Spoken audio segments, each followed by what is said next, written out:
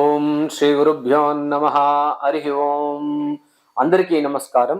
మనము విశ్వావసు నామ సంవత్సర ఫలితాలను కూడా ఆల్రెడీ తెలియజేశాము. అదేవిధంగా గురు సంచార ఫలితాలు కూడా మనం తెలియజేశాము. అంటే అదేవిధంగా ఇప్పుడు రాహుకేతువుల యొక్క మార్పు కూడా జరుగుతుందన్నమాట.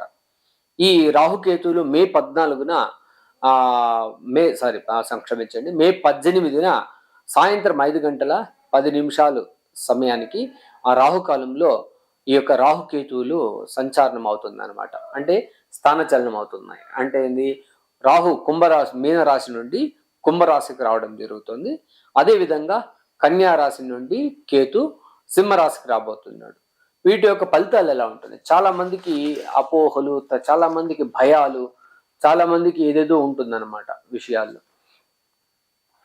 ఆ విషయాలు క్లారిఫై చేసుకోవాలని చాలా మందికి కూడా ఆ యొక్క ఆతృత, తెలుసుకోవడం అనేది ఒక రకమైన అలవాటుగా మారి ఉంటుంది. చాలా మంది జ్యోతిషం పైన కూడా చాలా డిపెండ్ అయి ఉన్నారు అనమాట. ఏదైనా ఒక చిన్న సన్నివేశం జరిగినా కూడా గ్రహాల పరిస్థితి వల్ల ఇలా అవుతుందా అనేసి భయపడడం జరుగుతుంటుంది అనమాట. దానికి తగినట్టు పరిష్కారాలు వెతకడం ఇప్పుడు చాలా పరిపాటైంది అనమాట.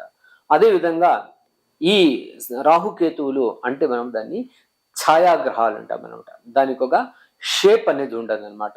దానికి ఎటువంటి ఆకారం ఉండదు అనమాట. దాన్ని ఛాయాగ్రహాలు అనమాట. అది ఎప్పుడు ఏం చేస్తుందో అది అర్థం కాదనమాట. అదేవిధంగా మంచి ఫలితాలు వస్తుంది అనుకున్నాము, ఈ రాహుకేతుల మార్పుల వల్ల చెడు ఫలితాలు స్టార్ట్ అవుతుంది అనమాట. అదేవిధంగా చాలా చెడు ఫలితాలు ఉన్న సమయంలో ఈ రాహుకేతుల స్థానచలనం వల్ల మంచి ఫలితాలు కూడా వస్తుందన్నమాట. ఇది ఎలా ఉంటుందంటే, బాగున్నది చెడగొడుతుంది, చెడిపోయిన వాటిని సరిచేస్తుంది అనమాట. ఈ యొక్క ఛాయాగ్రహాల యొక్క పని అదనమాట. చాలా సింపుల్ గా అర్థం చేసుకోండి. భయపడాల్సిన పని ఏమి ఉండదు అనమాట. ప్రతి ఒక్క దానికి కూడా ఈ భూమి పైన మన యొక్క ఋషిమునులు మనకన్నిటి కూడా కొన్ని పరిహారాలు అన్నీ ఇచ్చాడనమాట. ఒక రాశికి బాగుంది అంటే డెఫినెట్ గా 12 రాశుల్లో కొంతమందికి బాగుంటుంది, కొంతమంది బాగలేకపోవచ్చు అనమాట. ఇదంతా ఉంటుందన్నమాట. ఈ మనిషి పుట్టినప్పుడు ఈ రాహు కేతువుల యొక్క ఇన్ఫ్లుయెన్స్ ఎలా ఉంటుందని తెలుసుకోవాలి. అంటే ఏంటి, బిడ్డ పుట్టినప్పుడే ఆ బొడ్డు దారంతో పాటు పుడతారనమాట. ఆ దారాన్ని కేతు అంటాం అనమాట. అదేవిధంగా ఆ బొడ్డును కత్తిరించడం రాహు యొక్క పని అంటాం అనమాట. అక్కడి నుండి ఆ యొక్క రాహుకేతువుల యొక్క ఇన్ఫ్లుయెన్స్ అక్కడి నుండి స్టార్ట్ అవుతుంది. ఆ పుట్టిన జీవి పైన. అంటే ఇది ఆ జీవి కర్మలు ఎలా అనుభవించాలి, అక్కడ రాహుకేతువుల నుండే స్టార్ట్ అవుతుంది అనమాట. చాలా ఒక విషయం అర్థం చేసుకోవాలి. శనిగ్రహం యొక్క తన యొక్క కర్మ ఫలితాన్ని, అది చెడు మంచిది కూడా ఈ రాహుకేతువులకు హ్యాండ్ ఓవర్ చేసి వెళ్తాడు అనమాట. అంటే ఇక్కడ యముడు శిక్ష విధిస్తే దాన్ని ఆచరించే వాళ్ళు వేరే ఉన్నట్టు, అదేవిధంగా ఆ యముడే నేరుగా శిక్షించాడు కదా, వాళ్ళ భటుల చేత చెప్తాడనమాట. అదేవిధంగా ఈ రాహుకేతువులకు అప్పగిస్తాడనమాట. వాళ్ళు దాన్ని శిక్షిస్తారనమాట. ఎప్పుడు శనిగ్రహము కర్మకారకుడు, అంతేగాని మంచి కానీ రెండిటికి కానీ ఈక్వల్గా ఉన్న గ్రహం అదనమాట. అదేవిధంగా ఆ శనిగ్రహం నేరుగా ఫలితాలు లేకపోయినప్పుడు వీళ్ళ చేతిలో శిక్షను అనుభవించడానికి వీళ్ళని వదులుతారనమాట. అప్పుడు మంచి ఫలితాలు అయితే మంచిది వీళ్ళు సమకూరుస్తారు, చెడైతే చెడుని సమకూరుస్తారు. వాళ్ళ యొక్క బాధ్యతను కరెక్ట్గా నిర్వహిస్తారు. రాహు ఉంటేనే బ్రహ్మాండం, చెడైన బ్రహ్మాండం, మంచి అయిన బ్రహ్మాండం అనమాట. కేతు అంటే జ్ఞానకారక గ్రహం అంటాం అనమాట. ఈ గోచారంలో ఈ కేతు యొక్క పని ఏంటంటే, ఆ మోక్షకారక గ్రహము కొన్ని మంచి చేసినప్పుడు అదేవిధంగా ఆ ఫలితాలను కత్తరిస్తూ వస్తుంది అనమాట. అది అంటే ఏవైనా తీసుకోవచ్చు. ఒక మనిషి ప్రాణం పోయిందంటే కూడా రాహు మింగడం, కేతు కట్ చేయడం జరుగుతుంది అనమాట. దాన్ని ఆ మరణ దీంతో సంబంధాల విషయాల్లో వీళ్ళ యొక్క కలయికను చూస్తూ నాడీ జ్యోతిషంలో చాలా బాగా ఉంటుంది అనమాట. అది చెప్పడానికి అది బ్రహ్మాండంగా ఉంటుంది అనమాట. అది నీట్గా చెప్పచ్చు. అది ఏదైనా ఉన్నప్పుడు మనిషి పుట్టుక నుంచి చావు వరకు ఎలా జరగబోతుంది, రాహుకేతుల ఇన్ఫ్లుయెన్స్ ఎలా ఉంటుంది అనేసి చెప్పచ్చు అనమాట.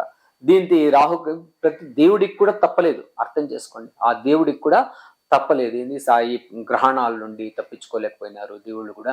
అంటే ఆ గ్రహణాల రోజున కూడా మనం ఏం చేస్తామంటే ఆ యొక్క జపాలు తపాలు చేయడం. దానికి మనం ఋషిములు కూడా ఆ గ్రహానికి మీరు ఇంత జపం చేస్తే దానికి 10 రెట్లు ఫలం వస్తుంది అనమాట. ప్రతి ఒక్కరు కూడా ఆ యొక్క ఫలితాన్ని ఆస్వాదించడానికి కూడా పూజలు పునస్కారాలు చేయడం, లేదంటే ఆ టైంలో జపం చేయడం, కొన్ని విశిష్టమైన పూజలు చేయడం, ఇవంతా కూడా కార్యాలు జరుగుతుంటుంది అనమాట. ఇది ఆ గ్రహణాలు పట్టినప్పుడు కూడా ఈ రాహుకేతువుల యొక్క ఇన్ఫ్లుయెన్స్ ను దాన్ని తగ్గించడానికి ఆ గ్రహాన్ని కొద్దిగా మనం సపోర్ట్ చేయాలన్నమాట. ఎవరైనా వీక్ గా ఉన్నప్పుడు మనం సపోర్ట్ చేస్తాం కదా, ఫైనాన్షియల్ సపోర్ట్ లేదంటే ఆకలితో వచ్చినానికి వాడికి అన్నం పెట్టడం అంతా కూడా చేస్తుంటాం. ఇది ఇట్లనే ఆ టైంలో మనం జపం చేయడం కూడా ఇలాంటివి జరుగుతూ ఉంటుంది అనమాట. ఇంకా రాహుకేతువులు మనం చాలా ఇంపార్టెంట్ తెలుసుకుంది అంటే ప్రతి ఒక్క దేవుడికి కూడా ఏదో ఒక రూపంలో ఆ కంఠభూషణం గాను, లేదంటే నడుముకు వడ్డాణంలాగాను, లేదంటే తన యొక్క శరీరం పైన ఆ యొక్క దేవుడు ఆ దేవుడి యొక్క ఆ భూషణంగా మారి ఉంటుంది అనమాట. అదేవిధంగా నాగుల దేవతలు, పడగెత్తి నిలబడుకున్నటువంటి దేవుడు అనంత పద్మనాభస్వామి చూస్తాము, విష్ణుమూర్తిని చూస్తాము, ఆ యొక్క ఆదిశేషుని దీనిపైన పడుకోవడం అంతా కూడా చూసామంట. అంటే సర్పానికి చాలా మనం ఇంపార్టెన్స్ ఇవ్వాల్సి వస్తుంది అనమాట. ఇక్కడ ఈ యొక్క దోషాలు నివృత్తి చేసుకోవడానికి కూడా చాలా పరిహారాలు ఉన్నాయన్నమాట. నార్మల్గా రాహుకేతువులకు ఉగ్రదేవతలు ఆరాధన చేయడం చాలా మంచిది అనమాట. అప్పుడు వీళ్ళ యొక్క ఆ తాకిడి తగ్గుతుంది, కొద్ది ఉపశమనం తగ్గుతుంది అనమాట. అదేవిధంగా మనం ఇప్పుడు ఎలా తెలియజేస్తున్నామంటే ప్రతి రాశికి కూడా మనం తెలియజేస్తున్నాము. అదేవిధంగా ప్రతి లగ్నానికి, అంటే ఒక రాశిలో ఒకరు పుడితే లగ్నం వేరుగా ఉంటుంది అనమాట, వాళ్ళకి ఎలాంటి ఫలితాలు ఉన్నాయి, అదేవిధంగా రాశి వారికి ఎలాంటి ఫలితాలు ఉన్నాయి మనం తెలియజేస్తున్నాం అనమాట. ఈ రాహుకేతువుల ఇన్ఫ్లుయెన్స్ ను మనం ఎలా అర్థం చేసుకోవాలి, దానికి మనము ఇంట్రొడక్షన్ లాగా దీన్ని చేసామన్నమాట. శని కర్మ ఫలితాలు చెప్పాము. ప్రతి ఒక్కటి కూడా మానవాళికి సర్పాలతో సంబంధం చాలా ఉందన్నమాట. మనిషికి ఈ ఛాయాగ్రహాలు తొందర ఉన్నప్పుడు మనం ఏం చేయాలని కూడా మనం తెలియజేసాము. దానికి ప్రతి ఒక్క రాశికి కూడా మనం తెలియజేసుకున్నాం. దీన్ని ప్రతి ఒక్కరు దీన్ని చూసి స్కిప్ చేయకుండా చూడండి, వీడియోస్ మీకు బాగా అర్థమవుతుంది అనమాట. అది ఎలాంటి ఫలితాలు ఇవ్వబోతుంది, దానికి పరిహారాలు ఏంటి అని కూడా మనం తెలియజేసేస్తాం అనమాట.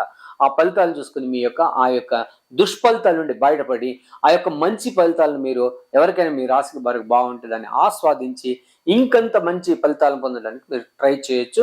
అదేవిధంగా ఎవరైనా జ్యోతిష్యం నేర్చుకోవాలనే తపన ఉంటే మమ్మల్ని కాంటాక్ట్ చేయొచ్చు. వాళ్లకు మేము జ్యోతిష్యం నేర్పడానికి రెడీగా ఉన్నాం. దానికి తగినటువంటి రుసుము ఉంది. నాడీ జ్యోతిష్యం నేర్పుతున్నాము, ప్రశ్నాశాస్త్రాలు నేర్పుతున్నాము, గవల శాస్త్రం నేర్పుతున్నాము, అదేవిధంగా తాంబూల ప్రశ్న కూడా నేర్పుతున్నాము. ఎవరికైనా ఇంట్రెస్ట్ ఉంటే వాళ్ళు జాయిన్ అవ్వచ్చు, మమ్మల్ని కాంటాక్ట్ చేయొచ్చు. మీరు ధనుస్సు రాశి వారైతే మీకు చాలా మంచి కాలం అన్నమాట ఈ రాహుకేతువుల యొక్క చలనం. ఎందుకంటే మీకు రాహు మీకు 3వ ఇంట్లో ఉండబోతున్నాడు. అదేవిధంగా మీకు 9వ ఇంట్లో కేతు కూడా చాలా బలంగా ఉంటున్నాడు అనమాట.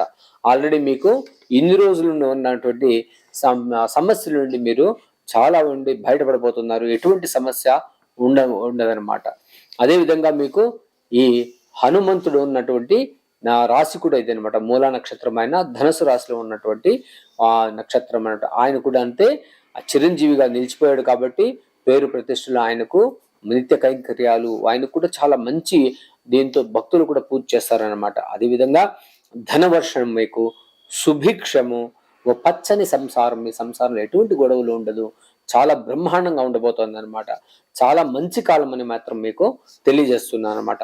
మీ నిర్ణయాలకైతే అడ్డే ఉంటుంది అనమాట. ఇన్ని రోజులు మీ మాటకు ఎవరు అడ్డు చెప్పారో, మీ మాటకు ఎవరు అడ్డు తగిలేవాళ్ళు, మీ మాటకు ఎవరు విలువ ఇవ్వలేదో ఇప్పుడు అందరూ వచ్చి మీకు ఆ విలువ ఇవ్వబోతున్నారు. మీకు చాలా మంచి సమయం అయితే తెలియజేస్తున్నాం అనమాట. మీకు కేతువు 9వ గ్రహంలో ఉండడం వల్ల ధనుసు రాశి వారికి ఎలా ఉంటుందంటే, మీరు మీ ఇష్టదైవానికి కానీ, మీరు వెళ్ళే దైవం కానీ మీరు ప్రార్థన చేస్తే ఆయన వింటాడనమాట. పక్కన ఉన్న భక్తులంతా పక్కకు దోసేసి మీ మాట వింటాడు. ధనుసు రాశి వాళ్ళు వచ్చినారు, వాళ్ళ మాట నేను వింటానని మాట ఆయన అంటాడనమాట. అప్పుడు మీకు అన్ని కూడా చాలా అనుకూలంగా ఆ దేవుని యొక్క కృపా కటాక్షాలు కూడా మీకు 100% మీకు దొరికి తీరుతుంది అనమాట. గురువు కూడా అలానే మీకు సుఖాధిపతిగా ఉంటాడనమాట. సుఖం చాలా బ్రహ్మాండంగా ఉంటుంది. ఇన్ని రోజులు తల్లితో ఇబ్బందులు కానీ, ఉద్యోగంలో ఉన్న ఇబ్బందులు కానీ, డబ్బులతో ఉన్న సమస్య కానీ మీకు దూరం అవబోతోంది, శాశ్వతంగా దూరం అవుతోంది. దీన్ని మంచి కాలం, దీన్ని మీరు ఉపయోగించడం వల్ల మీకు చాలా బ్రహ్మాండంగా ఉంటుంది. ఒక్క విషయం ఏంటంటే మీ ఆరోగ్యంలో మాత్రం జాగ్రత్తగా ఉండాలి. అందుకని ఆరోగ్యం విషయంలో అప్పుడప్పుడు సరైన ట్రీట్మెంట్స్, సరైన డాక్టరు, మీ యొక్క ఆహారపు అలవాట్లను కూడా మీరు తీసుకోవడం, మా తర్వాత వాకింగ్ ఇలాంటివి, యోగా ఇలాంటివి చేయడం కూడా చాలా మంచిది. భార్యాభర్తల ఆస్తి అంటే భార్య తరఫున ఆస్తి కానీ, భర్త తరఫున ఆస్తి సమస్యలు ఏమైనా ఉంటే కూడా నివృత్తి అయిపోయి మీకు 100% మీకు అనుకూలం కాబోతోంది. ఆధ్యాత్మికంగా చాలా అనుకూలమైన సమయం. పుణ్యక్షేత్రాల దర్శనం అవుతుంది. అదేవిధంగా కాశీ, ప్రయాగ, షిరిడి, తర్వాత ఇంకా ఏదైనా గురుస్థానాలు, తర్వాత ఇంకా ఏదైనా దత్తపీఠాలు కానీ, అదేవిధంగా కాశీ, ప్రయాగ తర్వాత అదేవిధంగా కుంభకోణం, రామేశ్వరం ఇలాంటి స్థానాలకు వెళ్ళడానికి మీకైతే చాలా అనుకూలమైతే బ్రహ్మాండంగా ఉంది. ఇంకా లాంగ్ తీర్థయాత్రలు అంటే బద్రీ, కేదార్నాథ్ ఇట్లాంటి స్థానాలు కూడా వెళ్ళడానికి మీకైతే చాలా మంచి సమయం మాత్రమని చెప్పొచ్చు అనమాట. అదేవిధంగా ఈ ధనుస్సు లగ్నం వారికి కూడా ఎలా ఉండబోతోంది అంటే, కుటుంబ సమస్యలు అయితే క్లియర్, ఎటువంటి సమస్య లేదు. పేరు ప్రతిష్టలు, అంతస్తు అనుకూలంగా ఉంది. అదేవిధంగా కులదేవత ఆరాధన వల్ల చాలా వరకు మీ సమస్యలన్నీ కూడా తీరిపోతుంది. మీకు ఆయన కరుణిస్తాడు. సంతాన యోగం ఉంది, పుణ్యక్షేత్ర దర్శనాలు, అదేవిధంగా తల్లిదండ్రులకు కూడా అనుకూలం ఉంది. అదేవిధంగా వృత్తి వ్యవసాయాల్లో కూడా చాలా అనుకూలంగా అయితే ఉంది. అదేవిధంగా కన్స్ట్రక్షన్ వారికి చాలా అనుకూలం. అదేవిధంగా మీ పెద్దల ఆరోగ్యం వారికి కూడా అనుకూలం. ఎవరికి అనుకూలం ఉందో వాళ్ళకు అనానుకూలమవుతుంది, అనానుకూలంగా ఉన్న వాళ్ళకు అనుకూలమవుతుంది అన్నమాట. ఇబ్బందుల్లో పడ్డవారు బయటపడతారు, హ్యాపీగా ఉన్నవారు కొద్దిగా ఇబ్బందులు పడే అవకాశం అయితే కనబడుతుంది అనమాట. దానికి మనం ఏం చేయాలి? వైఫ్ అండ్ హస్బెండ్ కి సానుకూల పరిస్థితులు అయితే ఉంది. ఎవరికైనా డైవర్స్ రెడీగా ఉన్నటువంటి, డైవర్స్ అయిపోయినా కూడా తిరిగి కలిసి ఆపర్చునిటీ ఉంది. అదేవిధంగా మళ్ళీ మీకు భార్యాభర్తల మధ్య మంచి అన్యోన్యత కుదిరే అవకాశం అయితే బ్రహ్మాండంగా కనబడుతుంది అనమాట. మీరు ఇంకా ఏ దేవుణ్ణి ఆరాధించాలి అన్నప్పుడు ధనస్సు రాశి వాళ్ళు ఆంజనేయ స్వామిని ఆరాధించడం చాలా మంచిది. ఆంజనేయ స్వామి ఉన్నటువంటి స్థలాలు మన ప్రాంతాల్లో చాలా ఉన్నాయి. పాత ఆంజనేయ స్వామి దేవస్థానాలకు వెళ్ళడం, కొండగుట్టలపైన ఆంజనేయ స్వామిని ఆరాధన చేయడం, పురాతన ఆంజనేయ స్వామి దేవస్థానాలకు వెళ్ళడం, అక్కడ ఆరాధన చేయడం వల్ల చాలా బ్రహ్మాండమైన మీకు అనుకూలమైతే ఉంటుంది. ఆయన యొక్క కృపా కటాక్షలు అయితే బ్రహ్మాండంగా దొరుకుతుందని తెలియజేస్తున్నా. మీరు ఆల్రెడీ చాలా మంచి యోగులు, అదృష్టవంతులు కాబట్టి ధనస్సు రాశి వారు, ఇంకా ధనుస్సు రాశి వారు చెప్పాలంటే ఏదో ఒక లక్ష్యంతోనే ప్రయాణం చేస్తారనమాట. ఏం లేకుండా, ఒక లక్ష్యం లేకుండా ఏది కూడా మీరు ప్రయాణాలు చేయరనమాట. మీకు అదొక అలవాటు ఉంటుంది అనమాట. అట్లాంటి మీ యొక్క ప్రతి ఒక్క లక్ష్యాన్ని కూడా ఛేదిస్తారు, రీచ్ అవుతారు. బ్రహ్మాండమైన సమయం మీకు అన్ని అనుకూలమైనప్పుడు మా యొక్క వీడియో చూసిన వాళ్ళు ఒకసారి ఏదైనా మీరు అది బాగుందో లేదో కూడా చెప్తే కూడా మాకు మేము సరి చేసుకోవడానికి, లేదంటే దాన్ని చూసి సంతోషపడతాం అనమాట. అంత తప్పి ఇంకేమి లేదు. మాకు లైక్ చేయండి, కామెంట్ చేయడానికి చెప్పి నేను చెప్పను. సంతోషంగా ఉంటే, మీరు చెప్పినవి కరెక్ట్గా ఉన్నాయని అంటే మాత్రం చాలా సంతోషం అవుతుంది. ఇంకా మంచి జ్యోతిష్యులు ఎవరైనా ఉంటే మీ దగ్గర, వాళ్ళ దగ్గరికి వెళ్ళి చూపించుకోండి. ఇంకా మంచి మార్గదర్శకాలను పొందండి నేను మాత్రం తెలియజేస్తున్నాను. అని తెలియజేస్తూ మీరందరూ కూడా సుఖ సంతోషాలతో ఉండాలని, ఆ అక్షయ పాత్ర లాగా ఉండాలని చెప్పి తెలియజేస్తూ అందరికీ నమస్కారం. సర్వే జనా సుఖినో భవంతు, సన్మంగళాని భవంతు.